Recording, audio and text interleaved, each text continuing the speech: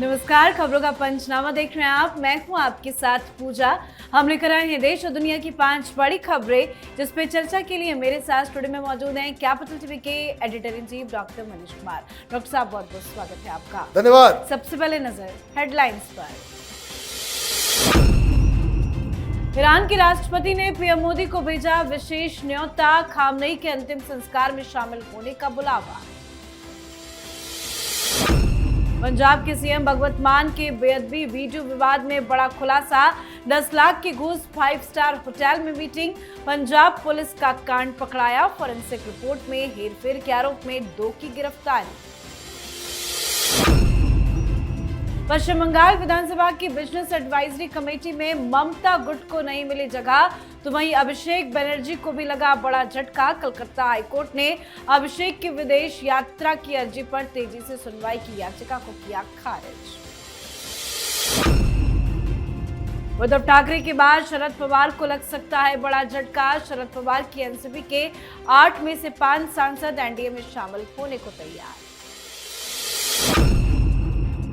36 के 36 राफेल सही सलामत और देश की सेवा में तैनात। राफेल के ब्रिज सपोर्ट टेंडर से बेनकाब पाकिस्तान का प्रोपेगेंडा, राहुल गांधी को भी करारा तमाचा।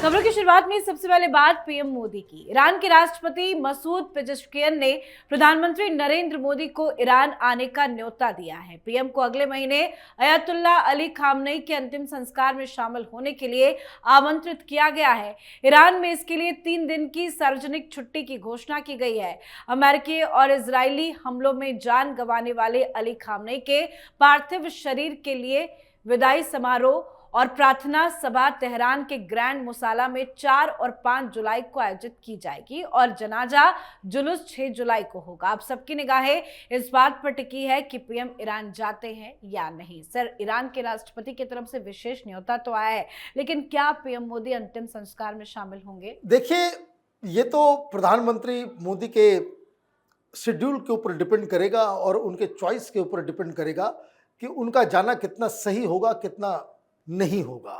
वो डिसाइड करेंगे। लेकिन न्योता भर आ जाना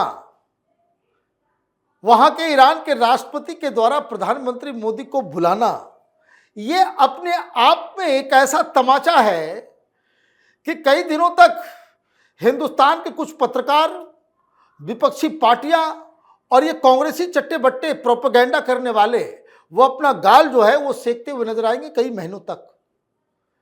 मुंह काला हो गया इन तमाम लोगों का कि जो ये कह रहे थे कि देखिए इजराइल से दोस्ती कर ली, ईरान को छोड़ दिया, सब कुछ हो गया। अरे यही कहानी आप कहते हो जब वहां हमास के ऊपर अटैक होता है कि फिलिस्तीन को हमने छोड़ दिया, बैग लेकर के कोई घूम रहा है, कोई पता नहीं क्या क्या कर रहा है।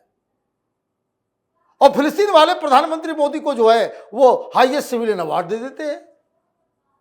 अभी ईरान को हमने छोड़ दिया, ईरान से हमारी क्या क्या दो, कितना डिबेट, कितना ये, कितना आर्टिकल। एक न्योते से ये सब बर्बाद, प्रोपेगेंडा खत्म।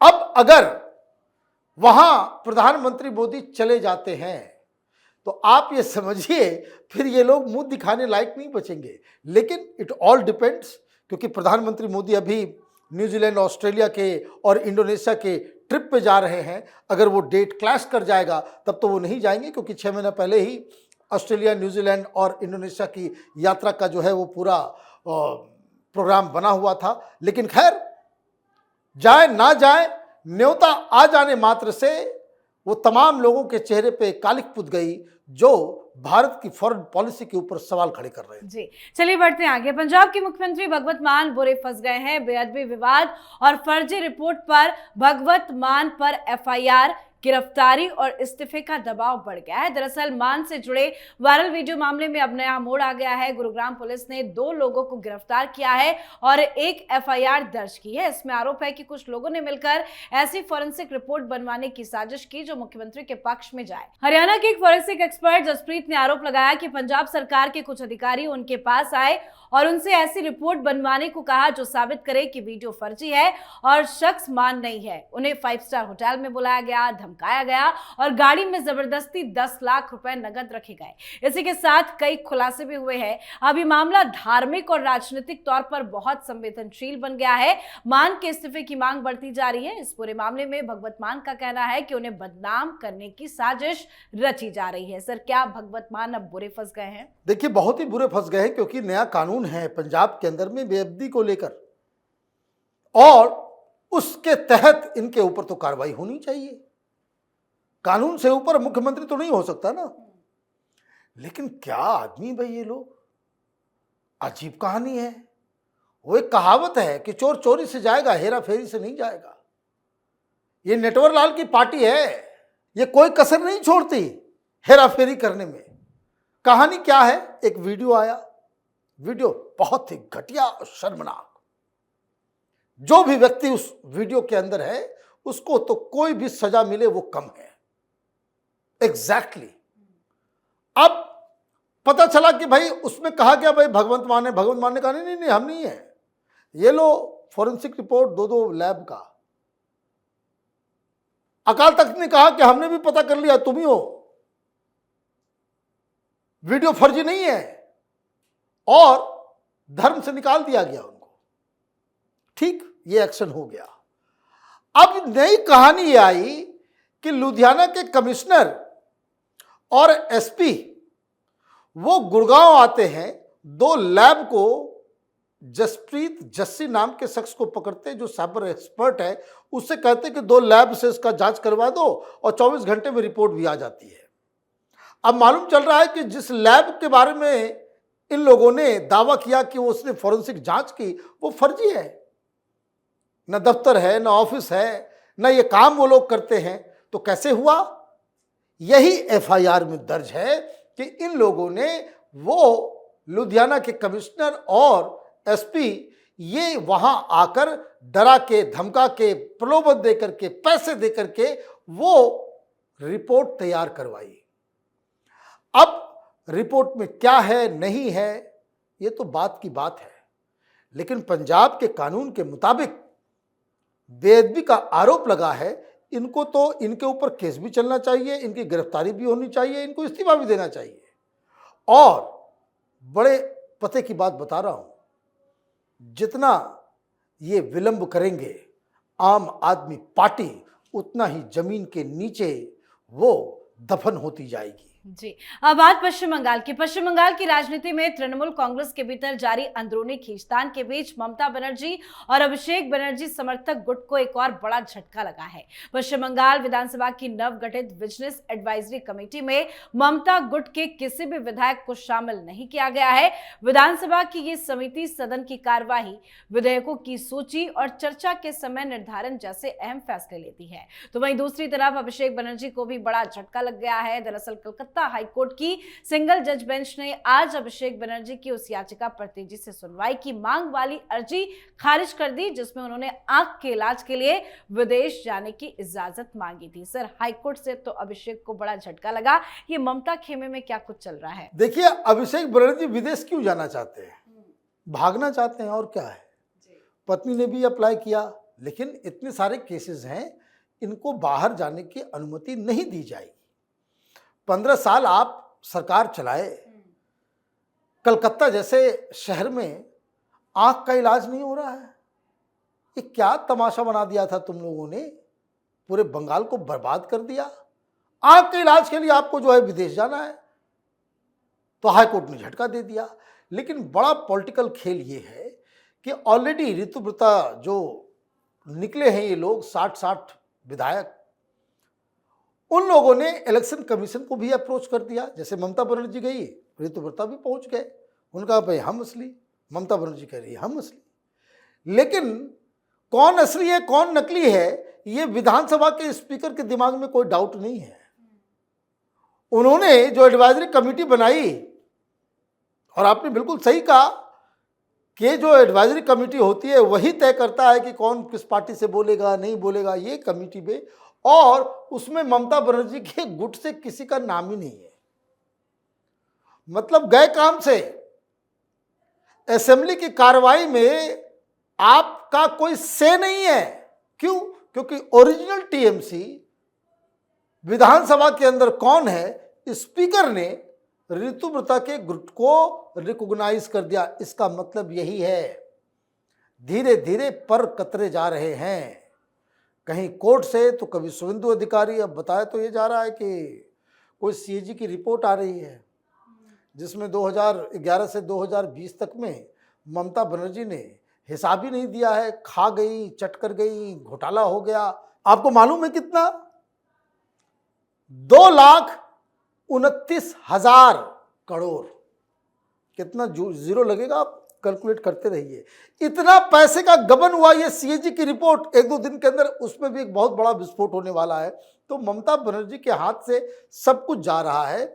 अच्छा होता दिल्ली आकर के प्रधानमंत्री से, अमित शाह जी से मिलके माफी उफी मांग लेती तो इतना जो है परेशान उनको नहीं होना पड़ता। जी, अब बात महाराष्ट्र की राजनीति की। शिवसेना युवती के 6 लोकसभा सांसदों के एकनाथ शिंदे गुट में शामिल होने के बाद अब सबकी नजर एनसीपी शरद चंद्र पवार पर है। रिपोर्ट्स के मुताबिक नेशनलिस्ट कांग्रेस पार्टी के 8 लोकसभा सांसदों में से 5 भारतीय जनता पार्टी के नेतृत्व वाले एनडीए में शामिल होने पर विचार कर रहे हैं। इन अटकलों की वजह से पवार के एनसीपी गुट पर भारी दबाव बन गया है। गृह मंत्री अमित शाह के साथ सुनेत्रा पवार की हालिया मुलाकात ने इन अफवाहों को और हवा दे दी। बताया तो ये भी जा रहा है कि शरद पवार के बागी सांसदों ने अलग गुट बनाकर मीटिंग्स पर मीटिंग्स कर रहे हैं। कभी भी बड़ा धमाका महाराष्ट्र में एक बार फिर से देखने को मिल सकता है। सर, क्या उद्धव ठाकरे के बाद अब शरद पवार को बड़ा झटका लगेगा? देखिए, उद्धव ठाकरे की तो कहानी खत्म हो गई। वो लोग सामने भी आ गए और आज बताया जा रहा है कि स्पीकर से भी उनकी मुलाकात हो गई और स्पीकर को कह दिया कि भाई हम लोगों के लिए अब वो जो हमारा पुराना सीट था जिसमें उद्धव ठाकरे और राहुल गांधी की तरफ बैठना पड़ता था, अब हमें इसमें मुक्ति दिला दी जाए। मतलब आप देखिए, टीएमसी वाले भी मुक्त हो गए, ये इंडी गठबंधन से, ये डीएमके वाले भी मुक्त हो गए और मुक्ति मिल गई शिवसेना के इन 6 सांसदों को। अब अगला नंबर किसका? अगला नंबर, ये आपने बिल्कुल सही बात कही कि सुनेत्रा पवार ने जब से वो दिल्ली आकर के अमित शाह वगैरह से मुलाकात उनकी हुई है, तब से ये चल रहा है। वो चलने का सबसे बड़ा कारण ये है कि उधर सबको अंधकार दिख रहा है। शरद पवार अब बहुत ज़्यादा एक्टिव पॉलिटिक्स में एक्टिव नहीं रह पाएंगे, उनकी हालत उस तरह से नहीं है।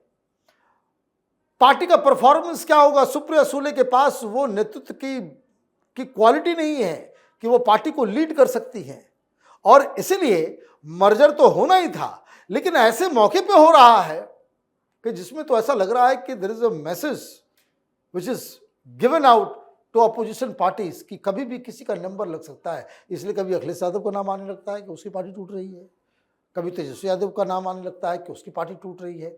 तो कुल मिलाकर के आप देखिए कि बंगाल और असम में चुनाव जीतने के बाद ये तथाकथित सेकुलर पॉलिटिक्स, उसको कितना बड़ा झटका लगा है कि इनके साथ इनकी पार्टी से जुड़े लीडर्स और सांसद इस डूबती हुई जहाज को छोड़ के भागना चाह रहे हैं। जी, अब बात आज की आखिरी खबर की। ऑपरेशन सिंदूर के दौरान राफेल विमानों को मार गिराने का पाकिस्तान का दावा मनोहर कहानियां साबित हुआ है। भारतीय वायुसेना के एक आधिकारिक दस्तावेज ने पाकिस्तान के प्रोपेगेंडा की पोल खोल दी है।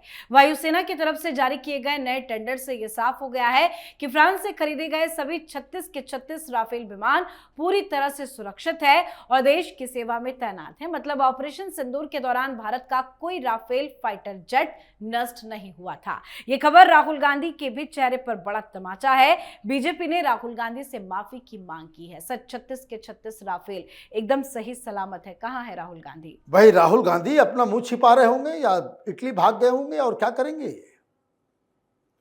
5-5 राफेल गिर गए, ये पाकिस्तान ने प्रोपेगेंडा किया और हिंदुस्तान में देशद्रोहियों और कांग्रेसियों और वामपंथियों का जो गैंग, वो इसे सच मानकर सवाल खड़े करने लग गया।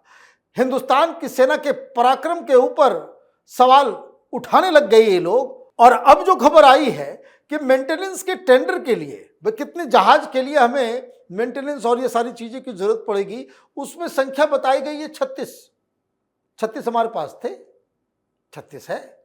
और मुझे अच्छी तरीके से याद है कि विंग कमांडर भारती, उनसे ये सवाल जब पूछा गया था कि कितने राफाल और कितने विमान हमारे गिरे हैं, तो उन्होंने सिर्फ मुस्कुरा दिया।